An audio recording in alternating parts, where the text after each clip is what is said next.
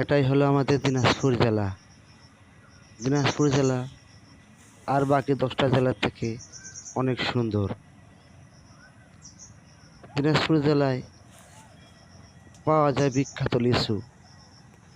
আপনারা দেখেন কি পরিমাণে লিচু ধরে, আর লিচুর রঙগুলাই বা কত সুন্দর, দেখলেই মন ভরে যায়।